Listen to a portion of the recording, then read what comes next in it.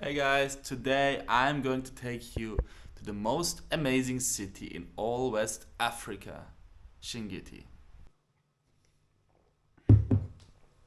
So we wanted to go through a certain structure called Richard structure, also known as the Eye of the Sahara. The Eye of the Sahara is a structure in the middle of the desert of Mauritania, and it's far ahead in the inside of nowhere. You have to go to a city called Chinguitti first.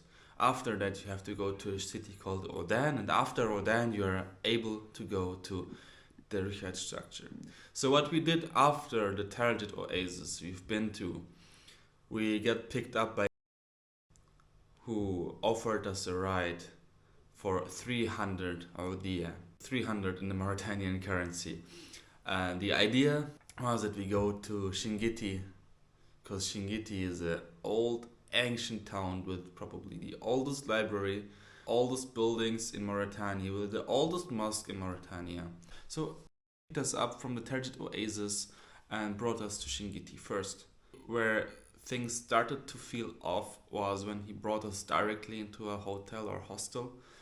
Since he knew where we wanted to go, he also brought a guy who was trying to sell us his ride to the Eye of the Sahara. Suddenly they wanted a lot of money.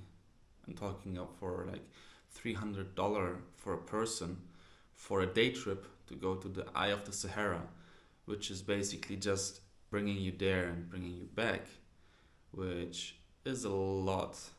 We didn't want to pay $300, so we negotiated down. The least offer they made for us was around $170, which was not ideal, and so I declined.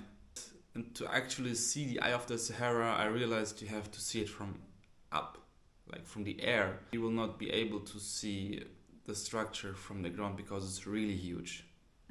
And this is just something on Google Maps I found. You can already see it there. So just imagine you're standing there. Will not help you to see the structure.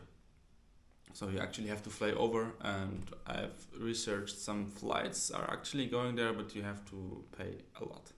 That was not what we wanted to do. So what we did then was to decline the offer.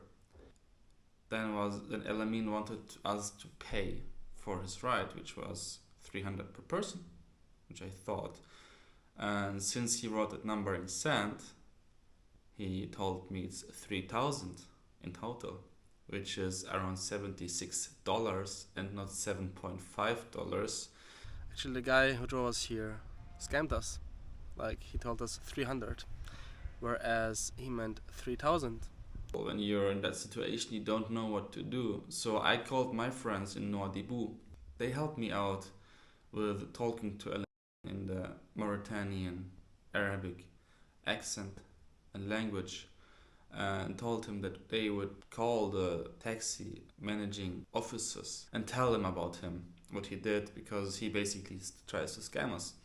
So he was okay when we told him we will give him the half, $35. The hostel he brought us to wanted also a lot of money for the stay, and we looked it up online. Since my friend had a SIM card, we could see that the prices were actually half the price than he wants right now. So we also told him we paid more than we expected, so we don't have any money left. And he actually let us sleep for free. Like, he was that kind of guy who first tries to scam you, but then is okay with staying there for free. So we still gave him the remaining 600 Uigia we had. I think you should pay the people the price, it's fair. However, we left the day after, but Chinguitti was amazing. And Chinguitti is a place where you have a lot of sand. And we had 47 degrees, no shadow, only desert. We were walking inside the ancient town, inside the old ruins, towards the library, towards the oldest mosque in Chinguitti. And I felt so awful.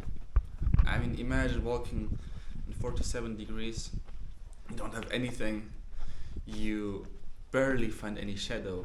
We're running out of water also.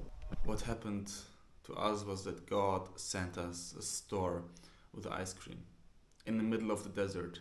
Nothing else but just ice cream. and that were the most amazing 3 hours we spent in the shop with ice cream for 5 penny. Convenience store for some ice cream. We got some shadow here. Follow for the vlog inside the ancient town of Chinguitti.